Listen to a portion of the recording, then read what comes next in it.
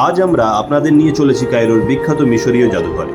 এই জাদুঘরটি 1902 সালে প্রতিষ্ঠিত হয়েছিল এবং এটি মিশরের ইতিহাস ও সংস্কৃতির অমূল্য সম্পদ রক্ষণ করে রেখেছে। এখানে রয়েছে প্রায় 1,20,000-এরও বেশি প্রাচীন নিদর্শন।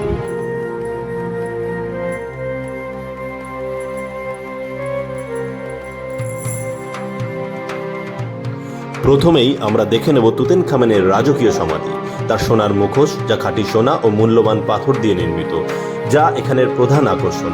তাছাড়া তার ব্যবহার্য নানান সামগ্রী যেমন সিংহাসন, রথ, অস্ত্র এবং গহনাও প্রদর্শিত রয়েছে।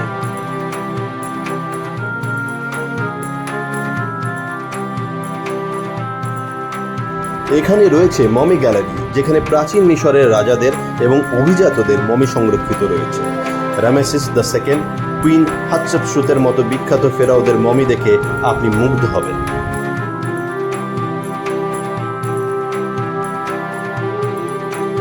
জাদুঘরের আরেকটি উল্লেখযোগ্য অংশ হল রোজেটা স্টোন। এটি মিশরীয় হায়ারোগ্লিফিক লিপির অর্থ উদ্ঘাটনে গুরুত্বপূর্ণ ভূমিকা পালন করেছিল। প্রাচীন মিশরের দৈনন্দিন জীবন, ধর্মীয় আচার অনুষ্ঠান এবং সংস্কৃতি সম্পর্কে জানতে চাইলে এখানের প্রদর্শনী আপনার মন কেড়ে নেবে।